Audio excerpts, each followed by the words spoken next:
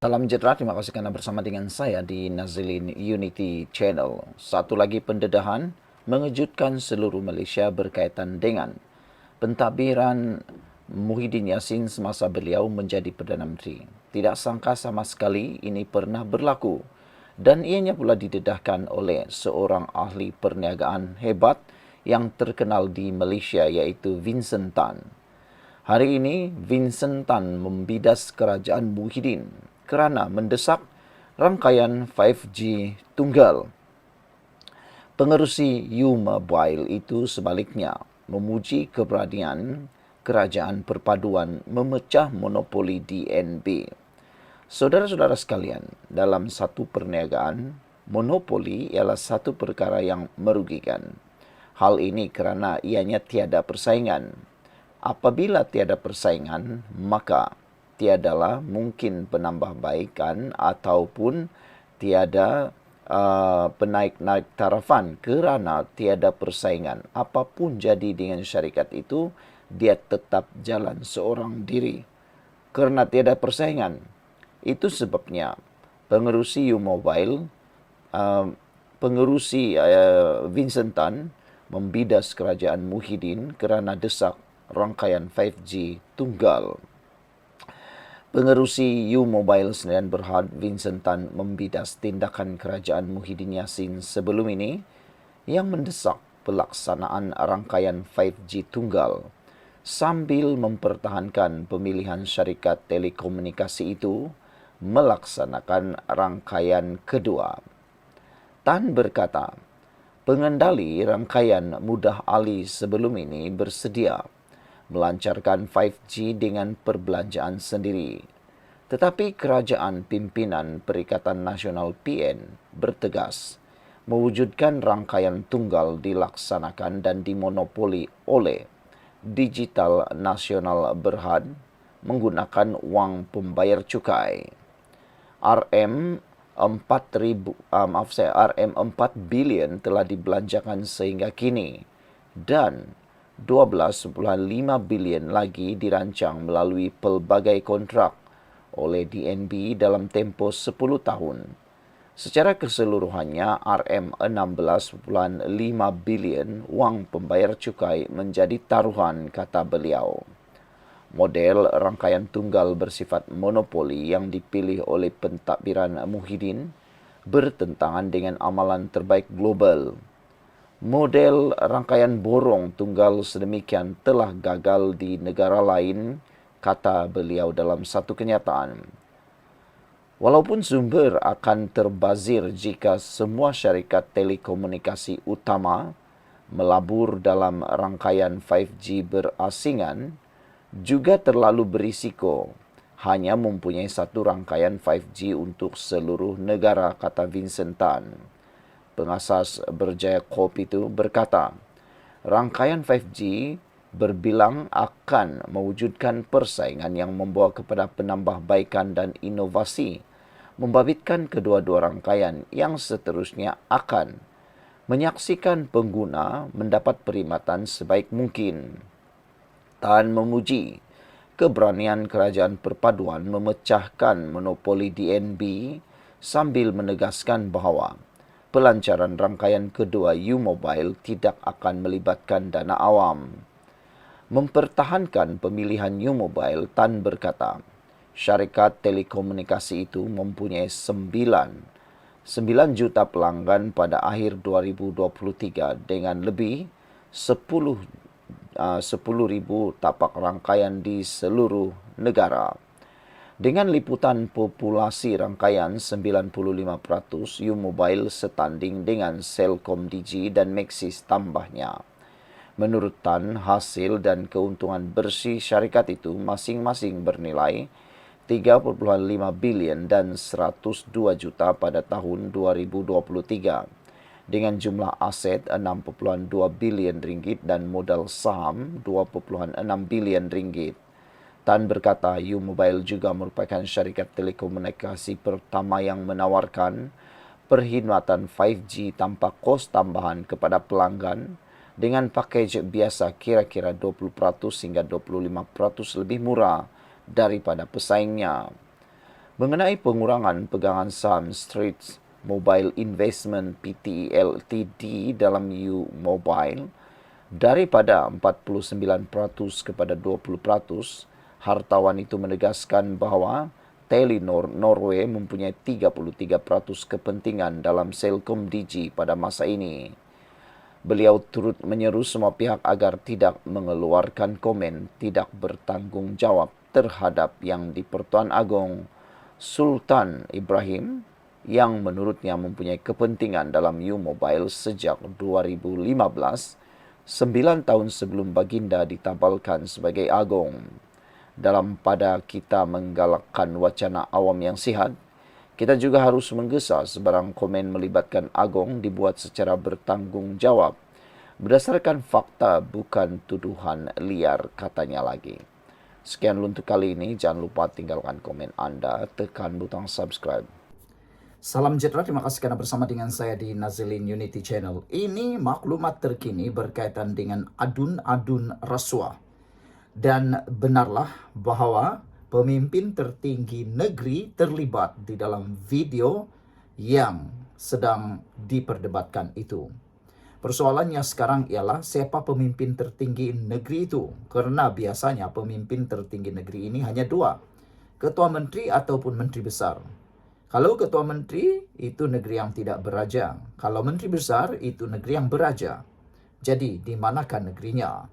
Akhirnya pemberi maklumat sudah menghantar surat kepada Perdana Menteri mengaitkan pemimpin tertinggi negeri. Wow, ini berita yang kita tunggu-tunggu. Semoga dengan berita ini dan semoga dengan ini Anwar Ibrahim akan bertindak seperti mana yang telah diwar-warkan dinyatakan beliau, yaitu beliau akan memerangi rasuah sampai habis-habisan. Hari ini kita digemparkan apabila pemberi maklumat telah pun memiliki bukti video. Pemberi maklumat yang memiliki bukti video berhubung skandal rasuah yang didakwa melibatkan beberapa ahli politik telah menghantar surat rasmi kepada Perdana Menteri Anwar Ibrahim meminta diberi perlindungan sebelum membuat laporan SPRM.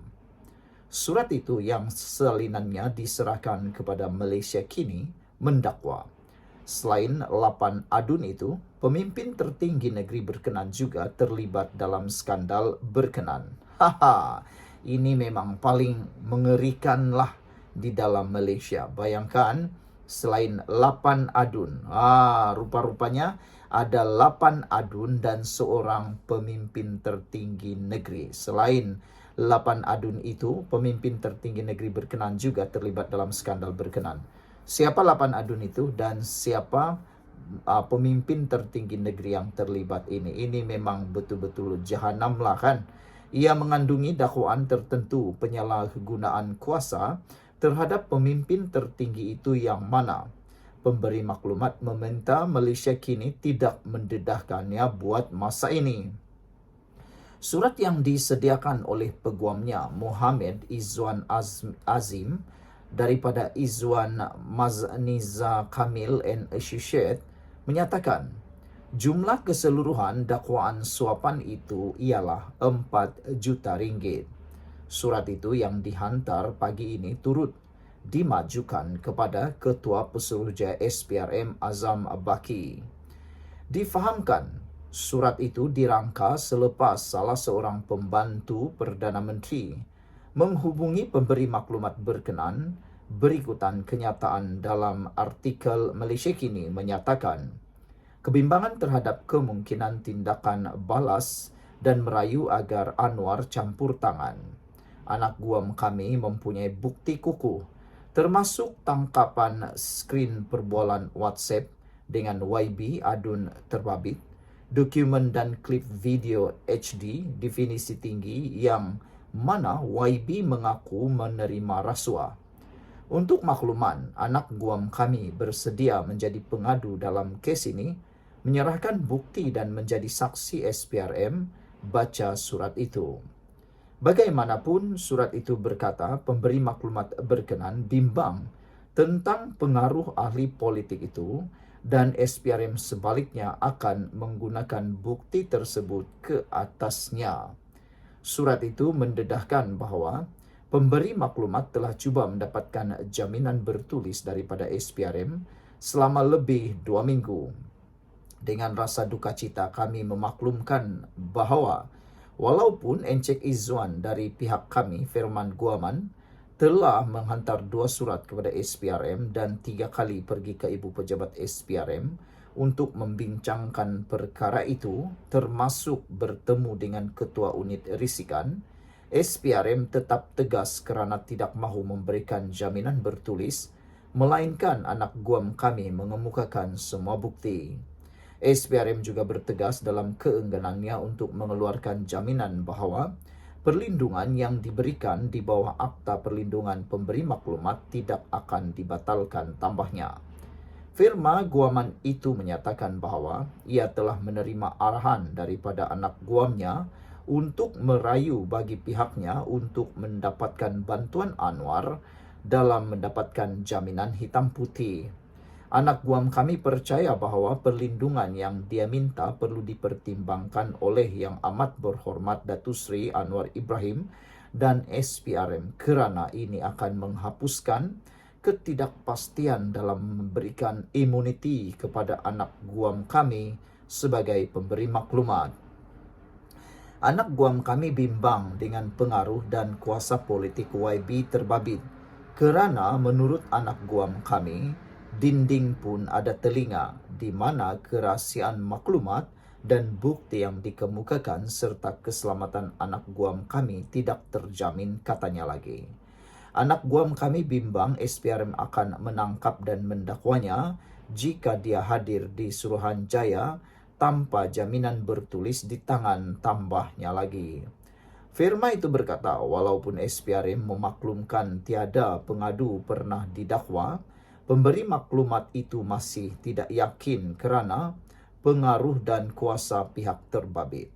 Anak guam kami percaya sekiranya Yang Amat Berhormat Datuk Seri Anwar dapat memberikan arahan yang sewajarnya kepada SPRM berhubung permintaan jaminan bertulis, ia akan menggalakkan lebih ramai pemberi maklumat untuk tampil ke hadapan, kata beliau.